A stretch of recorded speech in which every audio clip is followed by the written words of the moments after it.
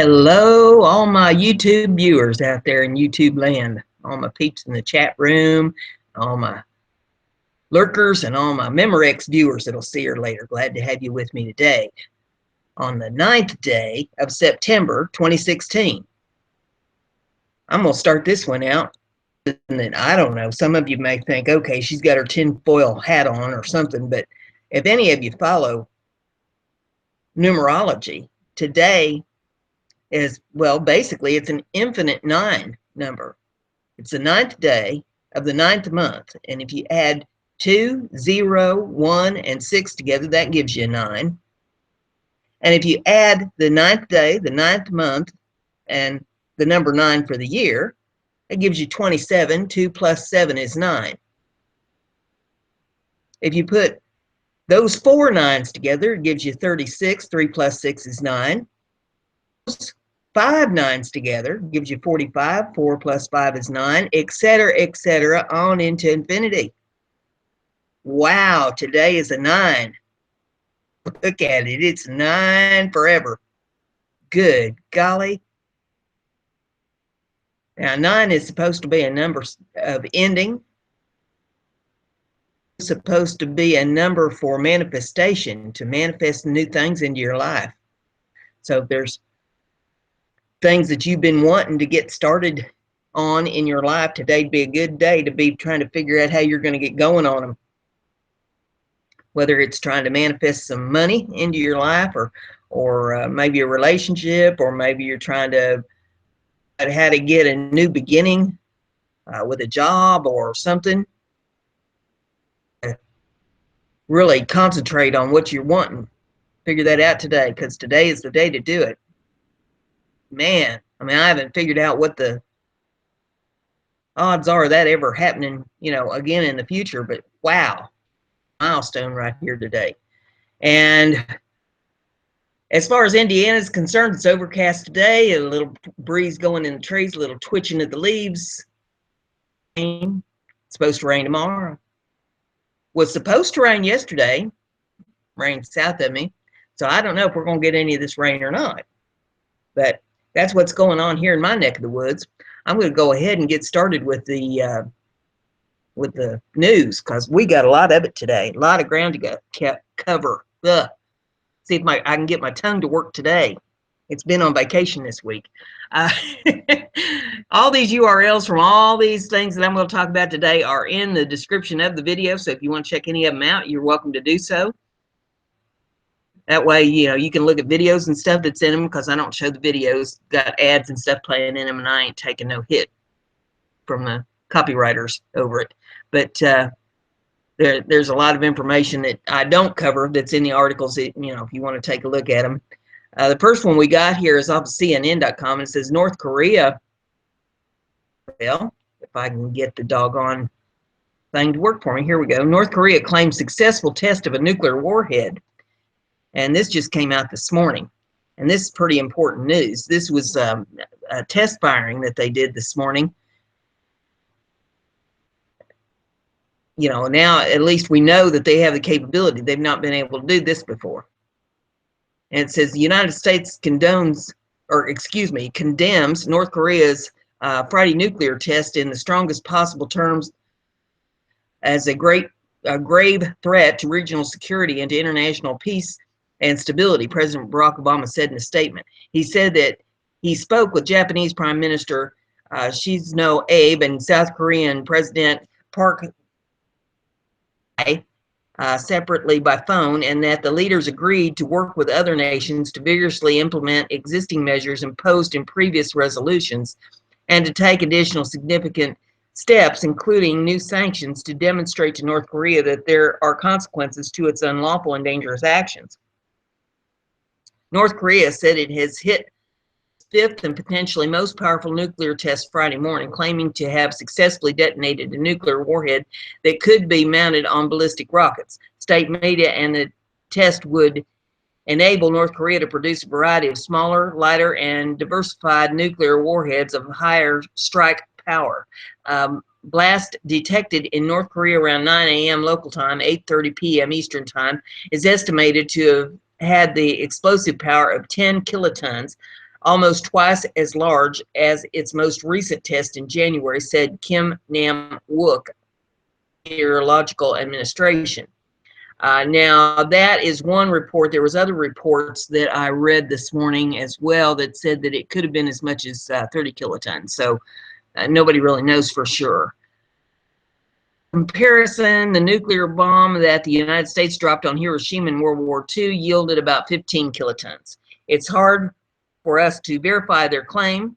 My deep fear is that they will launch a live nuclear weapon on one of their missiles, but that would be extremely dangerous, as that could trigger a war, said Melissa Hanham, senior research associate at the James Martin Center Non-Proliferation Studies. The test comes 6 months after North Korea claimed it had miniaturized nuclear warheads to fit on ballistic missiles, and it comes as South Korea negotiates an expected deployment of U.S. missile defense system, a plan that Pyongyang has decried as provocative. South Korea, Japan, and China condemned the test, saying it was clear violation of the UN Security Council's resolutions. The Security Council plans to hold an emergency meeting on the issue Friday, a senior U.S. official and a UN official said. The South Korean President Park Geun-hye called Kim Jong-un regime fanatically reckless. The only thing that the Kim Jong-un regime can gain from nuclear tests is stronger sanctions from the international community and its isolation. Such provocation will eventually hasten its path to self-destruction, she said in a statement. Japanese Prime Minister Shinzo Abe told reporters Friday that it was absolutely unacceptable if North Korea had conducted another nuclear test. National Security Advisor Susan Rice briefed President Barack Obama about the situation. White House Press Secretary Josh Earnest reporters about Air Force One on the U.S. leader's return trip from Asia. Earnest said the president spoke separately to South Korean and Japanese leaders by phone, reassuring them of the unbreakable U.S. commitment to the security of our allies in Asia and around the world. Same location as other tests. Seismic activity was detected Friday morning near Punggye-ri, the same location as 4 other tests. The U.S. Geological Survey reported a 5.3 earthquake, but it later termed it an explosion. It says, we are currently analyzing, get this page to hold still. We're currently analyzing whether it was a successful test, a South Korean National Defense Ministry official told CNN. A U.S. official told CNN that it looked like nuclear tests, but confirmation would be dependent on seismic reading, location of the seismic event, and whether it can be matched to an underground test site. The U.S. Air Force is expected to start flying the WC-135 Constant Phoenix aircraft to take air samples and see if it can determine a nuclear event occurred. Japan has sent 4 jets to test for radiation. Satellite images have shown new activity at the Punggye-ri nuclear test site in recent weeks, according to North Korean monitoring site 38 North. A small number of mining carts could be seen, well as the new canopy designed to hide activity to the site, analysts said. And then this goes on about earlier tests and sanctions, if you want to read up on, all of this stuff that's going on. But yeah, this is rather alarming because we don't need any country setting off any nuclear devices any place, let alone, use them as weapons against other countries. That's just not acceptable. Okay, the next one that we have is off the dailystar.co.uk. Cooperate with me and decide to play here. I'll be glad when Mercury goes out of retrograde because I'm having all kinds of technical difficulties with things while this is going on. Okay, let's see. This article says Vladimir Putin primed for war as shock video shows military mobilizing near the Ukraine.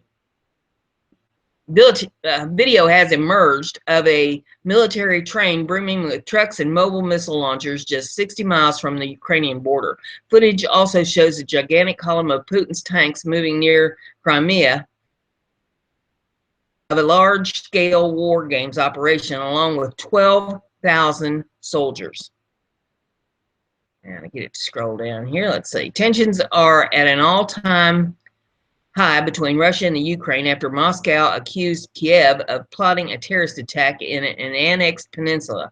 The former Soviet state has now warned a full-scale invasion is looming.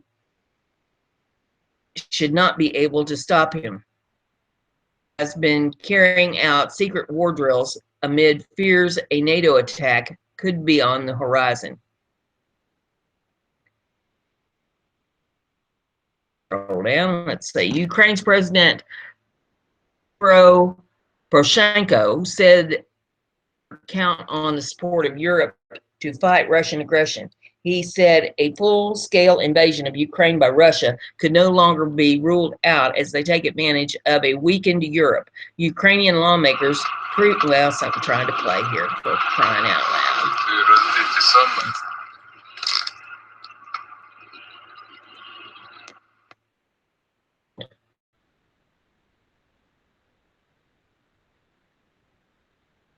They tried to do that to me. All right, maybe we got it stopped. I hope so. All right, Ukrainian lawmakers previously warned Brexit triggered instantly in the EU nation a sitting duck. Scroll on down here. Get past some of these pictures. They got lots of pictures in this one. I think that's about the end of it. Okay, so there you have that information, and that's very important because we have troops over there training the Ukrainians. So, you know, if war breaks loose, we're going to be in the midst of it. The next one that we have here, wells.us, and it says, it's off the constitutionrising.com. It says, State Department recommends accepting returning ISIS terrorists into America. And the quote is, rehabilitate, reintegrate them. And the way this reads, Homeland Security has incorporated a program for integrating Islamists into American society and financing and covering their radical operations. Americans in the regime have attempted to disguise it as a positive effort to fight the very terrorism it is enabling, labeling it as countering violent extremism program. Bribes, protection, and special privileges for Islamists and their agitators would have been a more accurate title, but it's liable to draw too much negative attention. Of countering violent extremism at the State Department is headed by a Muslim civil rights lawyer. Imran Saeed is the U.S. Department of State Director for Countering Violent Extremism. He formerly worked for another prominent Islamic DHS Secretary Jay Johnson as a senior policy advisor at the U.S. Department of Homeland Security Office for Civil Rights and Civil Liberties. There is nothing secure about our homeland, with these enemy infiltrators doing everything possible to destroy us from within. That point was illustrated on Wednesday when Saeed addressed the National Academy of Sciences panel on ideology-motivated violence. Of course, the only ideology-motivated violence of any consequence is Islamic terrorism, but they can't tell the truth. Just as they call it countering violent extremism, they prefer to talk about the Islamic problem than address it, to accommodate rather than fight it. Saeed said, we've seen large number of individual terrorists travel overseas to foreign conflict zones, places like Iraq, Syria, Somalia, Pakistan, Afghanistan. So what happens when they come back? Rehabilitate them and reintegrate them back into society. It's okay, let the wolves and terrorists in. The wolf in sheep's clothing told the fools. Let's be clear about this. We know they're terrorists who have been fighting with ISIS or other terrorists abroad, and this person who heads the unit supposedly fighting their spread within our nation is telling us we should accept them back and disseminate them throughout our country. He referenced a program in Aarhus, Denmark, where they've really struggled with this issue, but they come up with a comprehensive way to try to rehabilitate these individuals once they come back and then reintegrate them back into society. This terrorist sympathizer working for a pro-Islamic Obama regime advocates intervention as an alternative to prosecution, he says. It's one thing to throw everybody in jail and figure it out later, but officials understand that we can't arrest our way out of this problem. We need aggressive enforcement and prosecution, not an alternative. He and his subversive regime prefer to ignore the problem, just as Obama prefers to empty Gitmo and terrorists. They'll address each individual jihadi as they bow themselves up with a lot of innocent civilians or are shot in the act of committing mass murder. Our way out of it. What genius. He also stressed the importance of strategic messaging, contending, we figure if we can put some good messages on the internet, we can stop radicalization violence. Idiot. A few good messages on the internet will stop radicalization violence. God help us. This is not going to end well. The next one I have is off of SputnikNews.com. It says U.S. or them. Sides between the United States and China. With ongoing tensions in South China Sea, the United States has given one of its key allies an ultimatum. As Beijing's influence grows in the Pacific, Washington has gone to extremes to prevent its own decline. In addition to pressuring regional allies to act more aggressively, the Pentagon has conducted its own provocations, performing freedom of navigation exercises through Chinese waters. Expects Australia to choose between Washington and Beijing. I think the Australians need to make a choice. It's very difficult to walk this fine line between balancing the alliance with the United States and the economic engagement with China, said U.S. Army Assistant Chief of Staff Colonel Tom Hansen, according to the Asia Times. There has to be a decision as to which one is more of a vital national interest for Australia. The Pentagon relies on Australia air bases to conduct surveillance flights over Beijing Artificial Island in the South China Sea. The U.S. has accused China of building the islands to establish an air defense zone, while China maintains it has every right to build within its own territory and that the islands will be used primarily for humanitarian purposes. Australia, however, also has a strong trading relationship with China, according to the Jerusalem Post. Beijing spent $11.1 billion on Australian assets in 2015. Of loyalty, Hansen suggests that the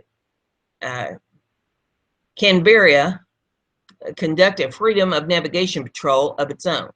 Clearly, China believes that they have an opportunity and they feel empowered to flout that, and a demonstration by Australia would be welcome, he said. Hansen added that his statement reflects his own opinions and do not represent the official views of the United States government. In response, Canberra gave no indication that it planned to change its position.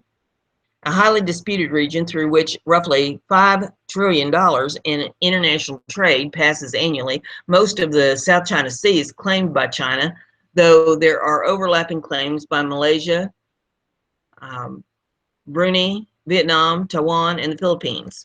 Neither the United States nor Australia hold any claims in the waterway. So there's that one. Be interested to see how that pans out. Off of ZeroHedge.com, Clinton Foundation is of epic proportions in stunning takedown. Introduced readers to Charles Ortel, a Washington Wall Street analyst who uncovered financial discrepancies at General Electric before its stock crashed in 2008, and whom the Sunday Times of London described as one of the finest analysts of financial statements on the planet. 2009 story detailing the troubles at AIG having moved on beyond simple corporate fraud, Ortel spent the past year and a half digging into something more relevant to current U.S. situation, specifically the Clinton Foundation public records, federal and state level tax filings, and donor disclosures. Ortel began releasing his preliminary preliminary findings in the first of a series of up to 40 planned reports on his website. His allegation was simple: fraud. To learn more about the Clinton Foundation, Ortel decided to take it apart and see how it worked, and he has been doing that ever since February of 2015. As I did with GE, let's pick one that's complicated, said Ortel. The Clinton Foundation is complicated, but it's really very small compared to GE. When Ortel the Clinton Foundation's tax filings with the disclosure reports from its major donors, he said that he started to find problems. That includes records from Foundation's many offshoots, including the Clinton Health Access Initiative and the Clinton Global Initiative, as well as its foreign subsidies. It would be fun to cross-check what their donors thought they did when they donated to the Clinton Foundation. Got irritated, he said. There are massive discrepancies between what some of the major donors say they gave to the Clinton Foundation to do and what the Clinton Foundation said they got from the donors and what they did with it.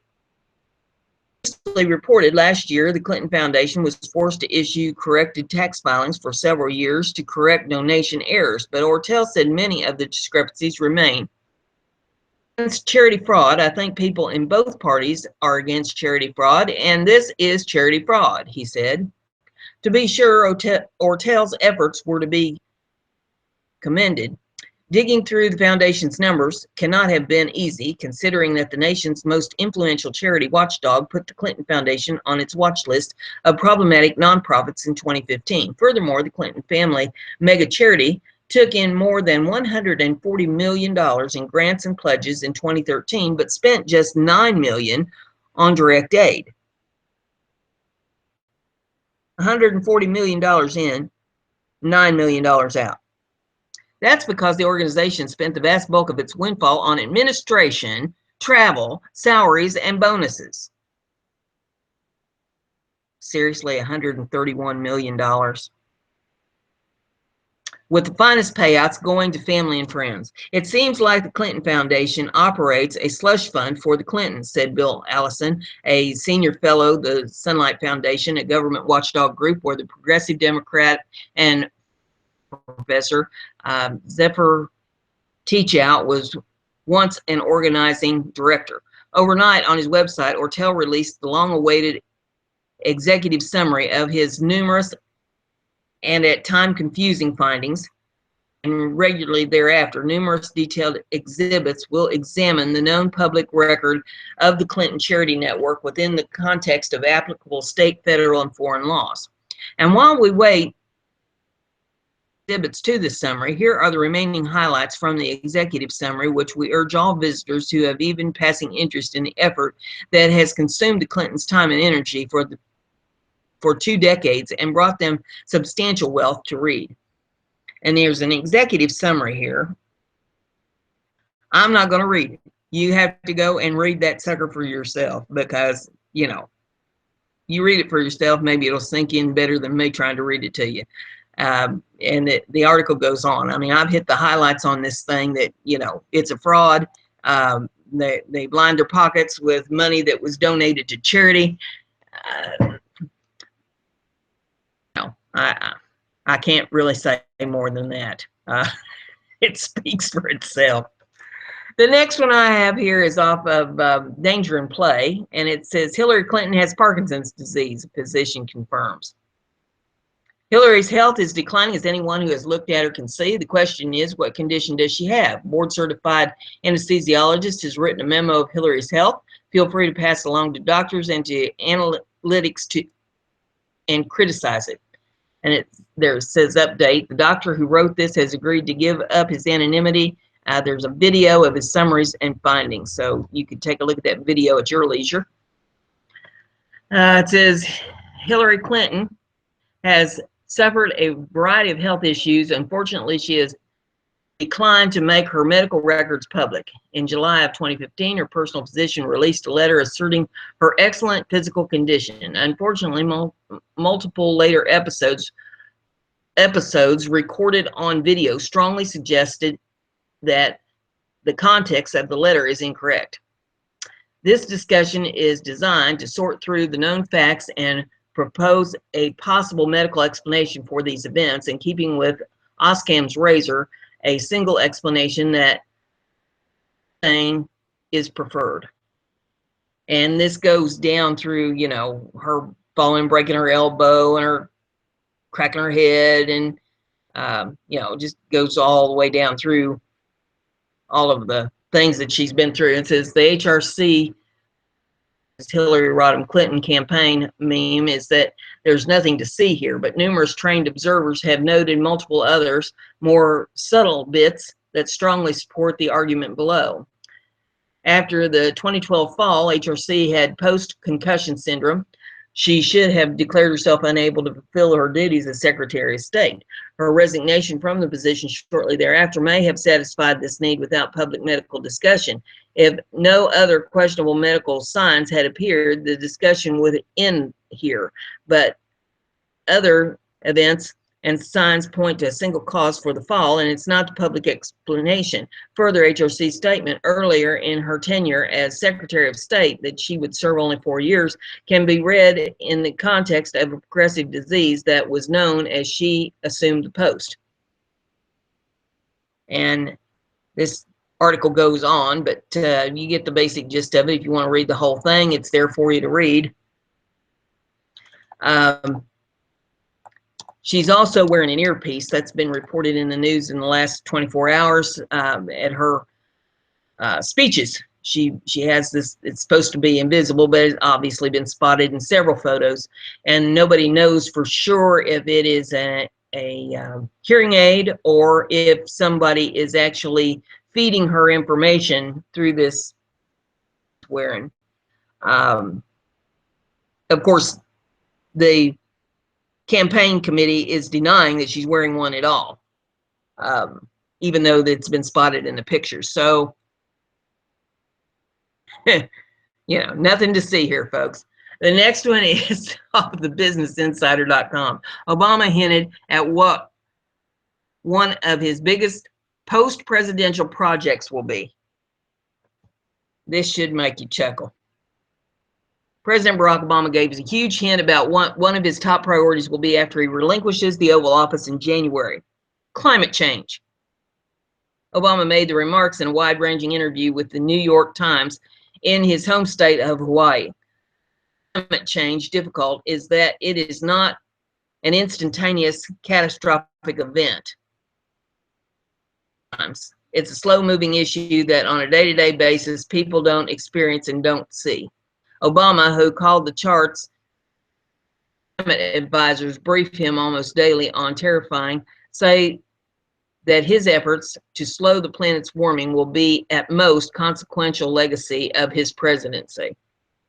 And he's showing no signs of slowing down, even as his return to civilian life is imminent, going so far as to hint that he hopes that he will be more effective at fighting climate change after he leaves office.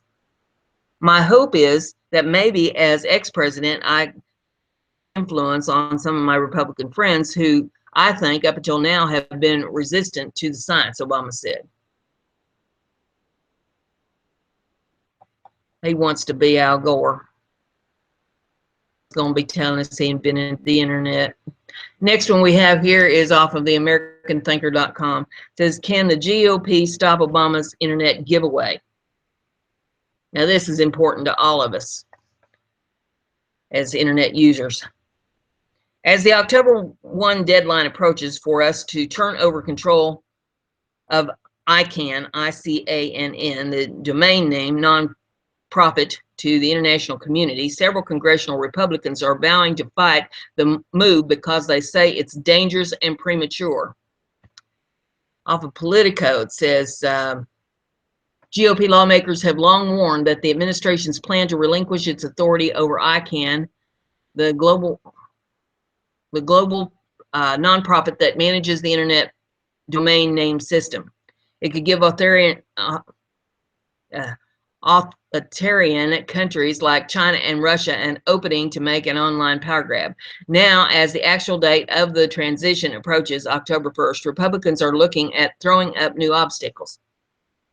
Senator Ted Cruz, Republican of Texas, is pledging to take the issue make the issue his primary focus this month, beginning with a floor speech on Thursday in which he's expected to rail against the Obama administration strategy. Cruz has already launched a website claiming the president is giving away the internet, complete with spinning countdown clock against a black background, and he's scheduled a hearing of the Senate Judiciary Oversight Committee he chairs next week to investigate the possible dangers of the plan. Meanwhile, Senate Commerce Committee Chairman John Thune, a Republican of South Dakota, said Wednesday that the language to delay the transition could be included in the continuing resolution to fund the government passed this month, and House Republicans are considering their option in the coming approach upcoming. Yeah. Try it again.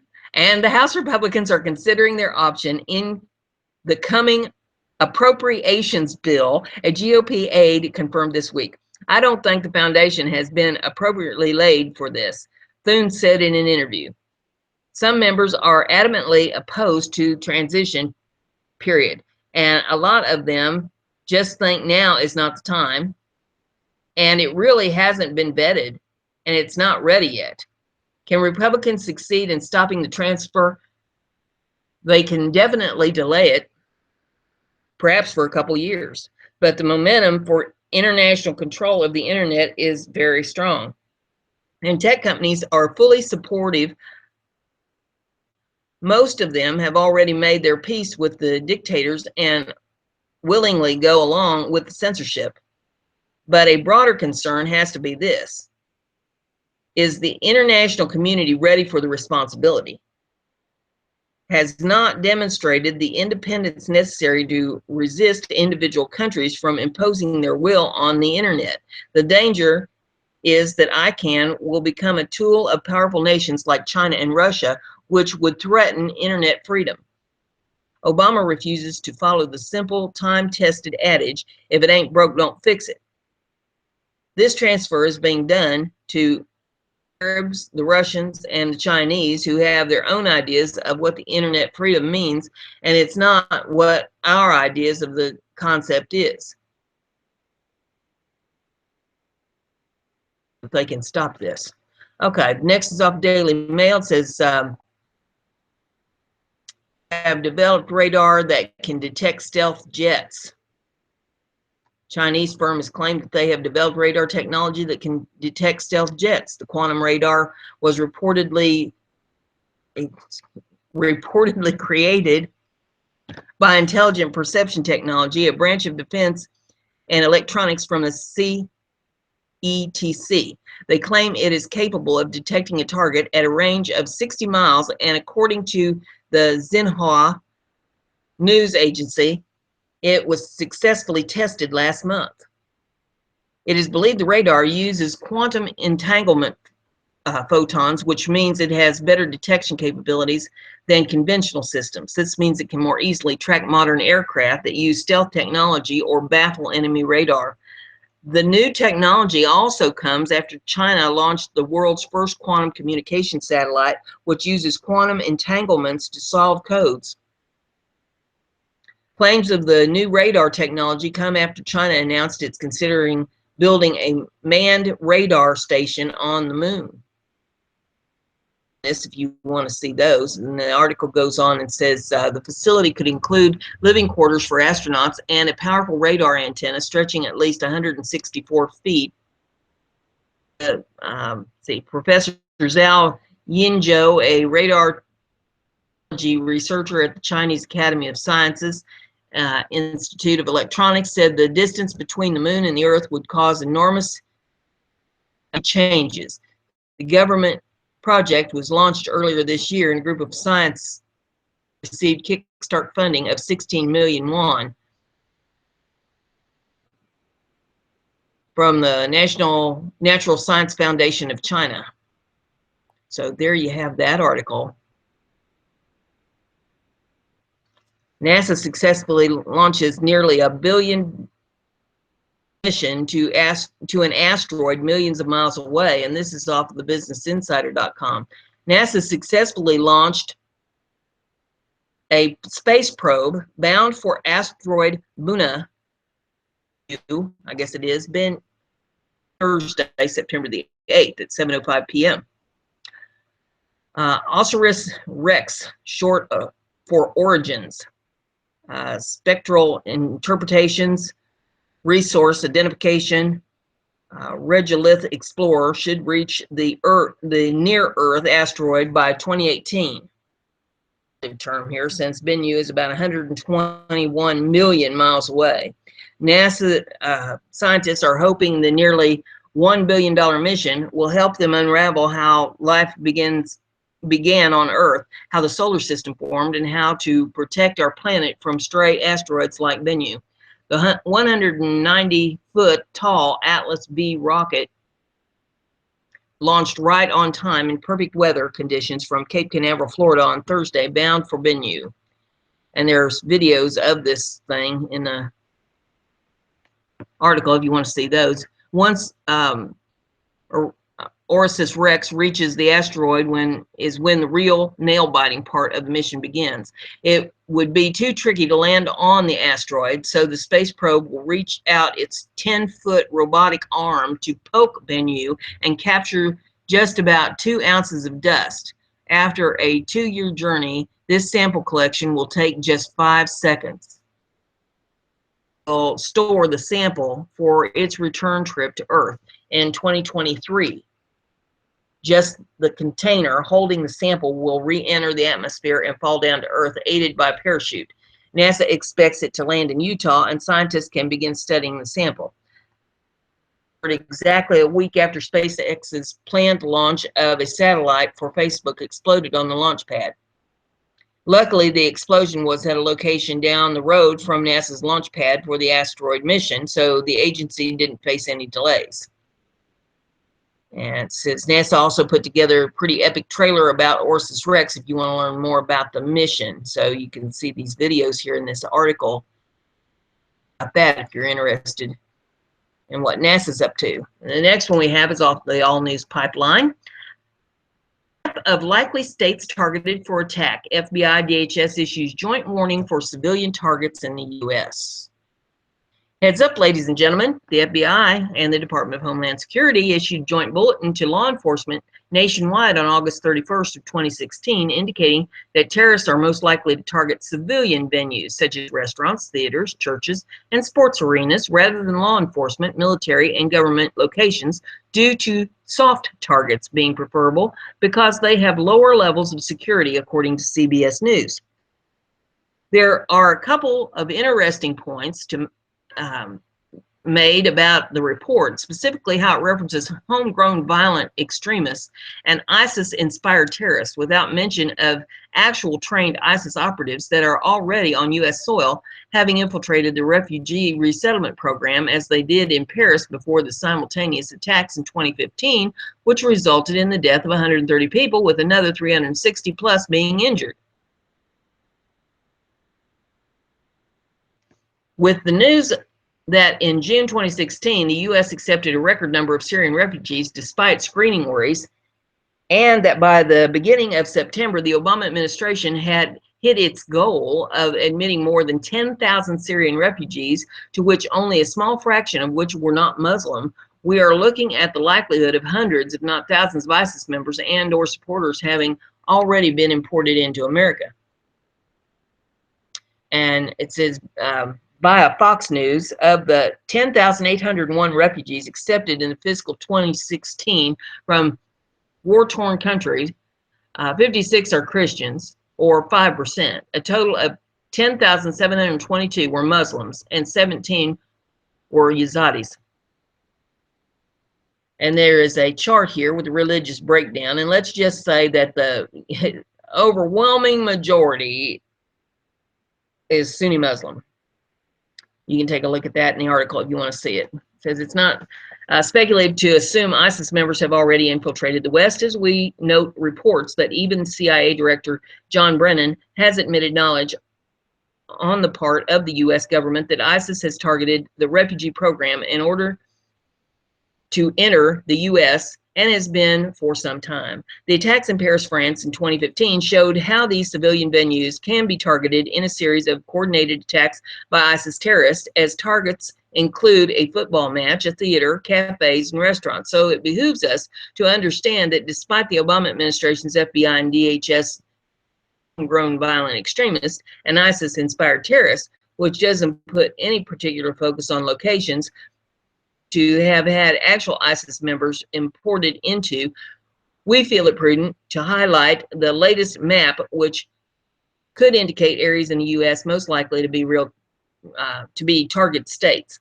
On August 30th of 2016, NBC News highlighted the top destinations for Syrian refugees, publishing a map of a state-by-state breakdown of Syrian refugees' arrivals from the, October 1st of 2015 to July 31st of 2016, from data obtained by the Bureau of Population and Refugees and Migration.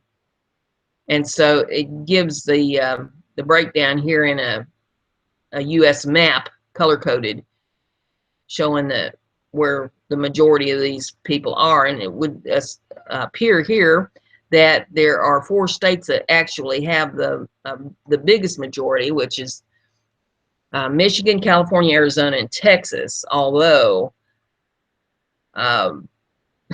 you know, every state has them. Every state.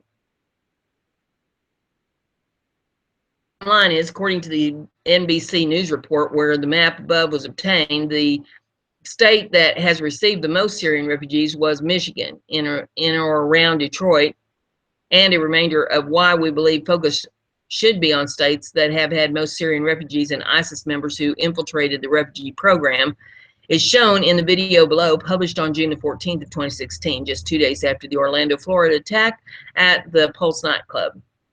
And the video is titled "ISIS in Dearborn, Michigan, Celebrating Radical Islam is Here in the USA, Celebrating the Orlando Attack." So if you want to see that, that's rather sickening. But, you know, if you're into that sort of thing, you can watch them celebrate in Detroit, down in Florida. It says, below we see that we are not only importing jihadists, but we are training them as well. Former paramilitary unit commander of the Pakistan Armed Forces received his battlefield training from American Advisor and even came to the United States on several occasions to receive special counterterrorism training through the U.S. State Department's Diplomatic Security Anti-Terrorism Assistance Program. There you have that information. So you can't go anywhere anymore. ZeroHedge.com says it's bordering chaos. 14 cargo stranded at sea. Crews go crazy on a Hanjin ghost ship. And I reported on this, you know, how they'd gone bankrupt the other day. Well, now it's really hitting the fan. Their ships are stranded at sea. The fallout from last week's historic bankruptcy of one of the world's biggest shipping lines, Hanjin Shipping, continued with little resolution, with as much as $14 billion worth of cargo stranded at sea, according to the WSJ, sending cargo owners scurrying to try to recover their goods and get them to customers. Since Hanjin's bankruptcy protection filing, dozens of ships carrying more than 500,000 cargo containers have been denied access to ports around the world because of uncertainty about who would pay docking fees. Container storage and unloading some of those ships have been seized by companies' creditors. As Bloomberg adds, 85 Hanjin ships that have been effectively marooned offshore as ports in the U.S., Asia, and Europe have turned the company's ships away. The worry is that Hanjin ships won't be able to pay, or their contents might be seized by creditors, which would disrupt port operations. The global shipping disruption comes just as companies are shipping merchandise to fill the shelves and warehouses for the end-of-year holiday season. South Korean authorities rushed to piece together a capital injection. Hanjin Group will provide 100 billion won, or $90 million, including 40 billion won from Chairman Chow Yang-ho, to help certain disruptions in the supply chain.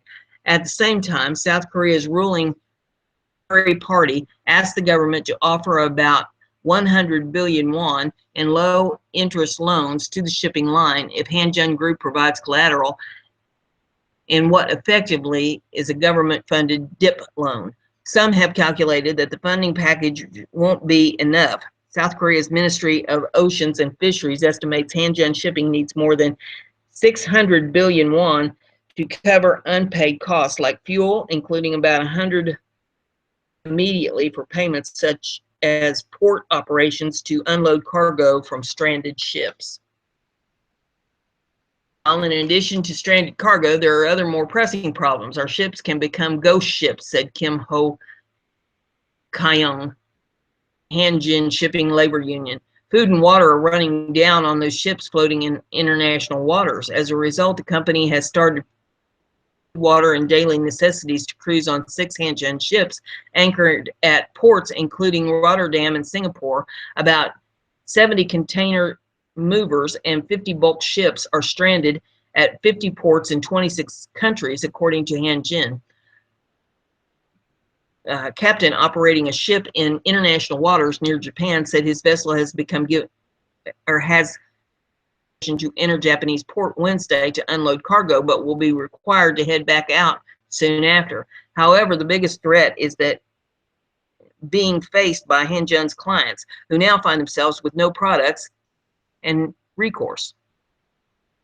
And then an insert here says about 95% of the world's manufactured goods, from dresses to televisions, are transported in shipping containers through Hanjin accounts for only about 3.2% of global container capacity. The disruption, which comes as retailers prepare to stock their shelves for holiday season, is expected to be costly as companies scramble to book their goods on other carriers. Analysts don't expect the snarl to leave U.S. retailers with inventory shortfalls for the holidays, but the longer the logjam drains on, the greater the risk. Some of those most reliant on Hanjin, Samsung's Electronics, which has said it has cargo valued at about $38 million stranded on Hanjin ships in international waters, are taking alternative measures. It is considering chartering 16 cargo planes to fulfill its shipment contracts, mostly to the U.S. We're passengers on a bus, and we're being told we can't get off, Evan Jones, a lawyer for the company, said Tuesday.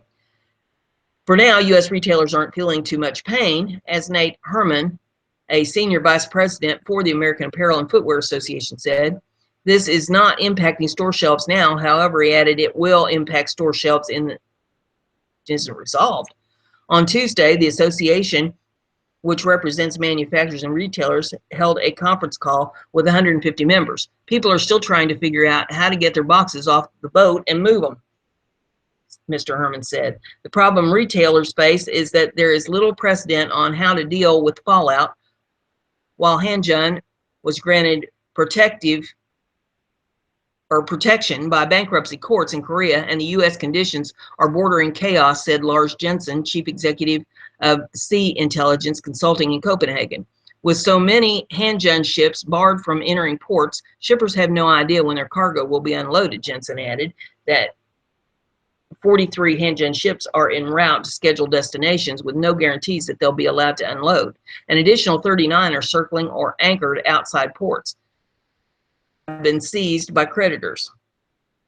While the court's creditor protection permits Hanjin ships to move in and out of certain terminals in those countries without fear of asset seizures, shippers and brokers say the rulings don't solve shipping lines' problem in the U.S., as it's unclear whether Hanjin will be able to afford to have the ships unloaded once they dock. Ports rulings don't necessarily apply to ports in Asia and Europe. But while manufactured cargo can survive indefinitely, crews on the ships cannot, and Hanjin ships drift at sea. Their crews face increasing uncertainties and diminishing supplies.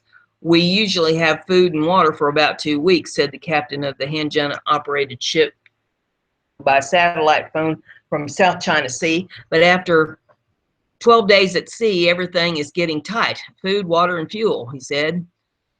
The captain added that he is rationing water and cutting back on air conditioning to save energy.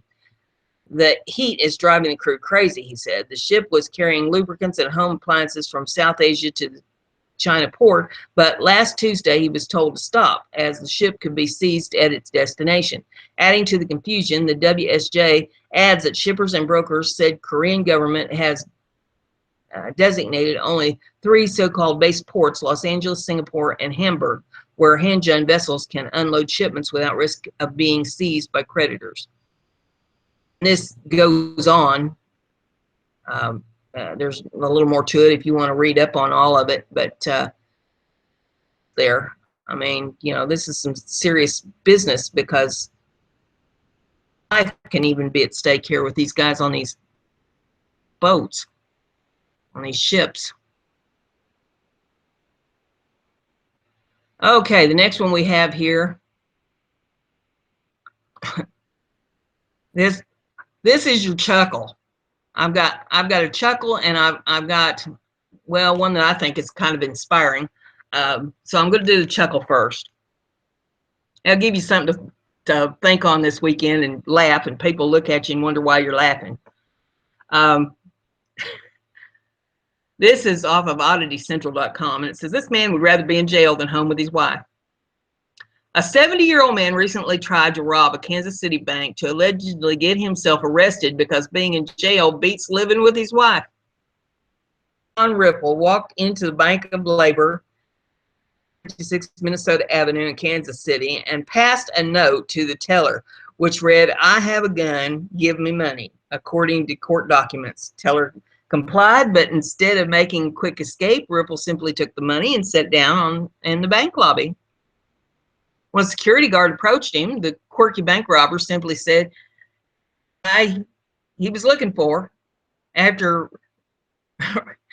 relieving Ripple of the stolen $3,000, the guard notified the police, who arrived on the scene shortly, considering their headquarters are located on the same block. Questioning, investigators learned Ripple had argued with his wife, and he no longer wanted to be in that situation. In the affidavit filed in support of the robbery charge, an FBI agent wrote that Ripple wrote out his demand note in front of his wife and told her he'd rather be in jail than at home. The 70-year-old bank robber was apparently so determined to get away from his wife that he didn't even get a lawyer, according to court documents. Well, he apparently got his wish, as the Wyandotte County Detention Center in Kansas City told the press that Ripple had been transferred to a federal facility in Leavenworth, Kansas. This strange story begs the question, what on earth did this guy and his wife argue about that made him want to go to jail than spend one more second with her? Unfortunately, he didn't say, and the efforts to contact her about the situation have so far been unsuccessful. Interestingly, Lawrence and John Ripple's Facebook page shows he shared a photo of himself and his wife, and even set it as his profile picture. Things definitely went downhill fast after that, though.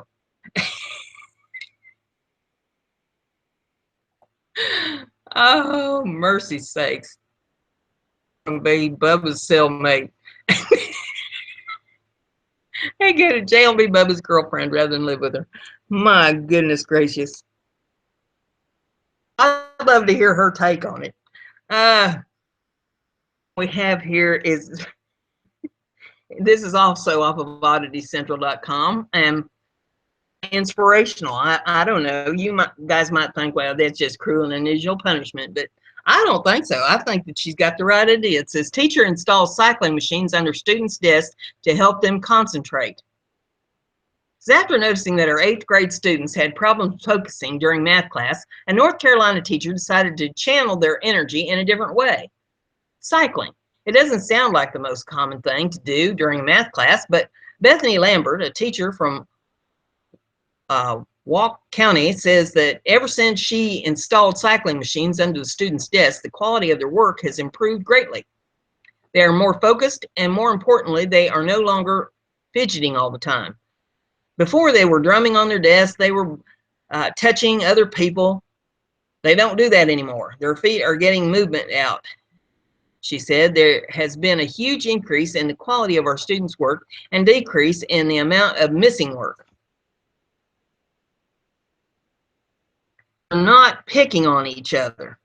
They are not needing to walk around. They are not needing to go explore. They are able to get their activity out and go get their work done. The young educator added, I think the world is changing and a lot of the kids need to be able to do something different. What we've been doing is not necessarily working. Lambeth installed the cycling machines at the end of last year, paying about $150 for each one. While it includes a warranty, the cost was covered by donations and a grant from the 4C fund. No taxpayer money was used, but judging by the results observed by the or I guess it's Wake County teacher, this might be a solution authorities might want to look into. After learning about the success of Lambeth, school officials are particularly excited about the role cycling machines could play in special education class. The kids obviously love the new toys. Sophia Fidel, one of Lambeth's students, said cycling helps her focus on the work during class. I usually tap my feet and stuff just because it keeps me focused, she said, adding that pedaling is much better. It keeps me exercising and focused, she told WRAL. Quinn Spear, another student in Lambeth's class, also acknowledged the health benefits of cycling during class. He told reporters that he had pedaled 5.5 miles and burned 133 calories all before 10 a.m. And there's pictures of this in a little video if you want to see it. The only problem that I can find with it, if you want to find one, is that they need this hooked up to some batteries to generate power for the school. That would bring down the cost of the electric bills for the school system. You know, if you're going to have them pedaling, get a little more benefit out of it. Utilize every opportunity. That's what we all should be thinking about on several levels here. We should utilize every opportunity for people that focus and have their minds off on stuff that, good golly, is not going to do anybody any good in the long run, and just want to have drama and fuss and feud and carry on all the time. And you know, that goes for politicians and all of them. For crying out loud, maybe they just need to get a little exercise. So with that being said, you know, this is Friday and we're at the weekend. To get out, take a walk. If you got a bicycle, get on it, ride it. If you got one of them peddler things like she put under them students' desks, get you one of them and work your legs out on it a little bit, burn a little energy. It'll get your mind moving. It'll keep you alert. That's what it's doing for those kids. And for crying out loud, go outside, kick your shoes off, stick your feet down in the grass, and take you a nice big gulp of fresh air. Just calm the inside of you, balance yourself, get a grip on reality, and we'll see y'all back here on Monday. Thanks for watching.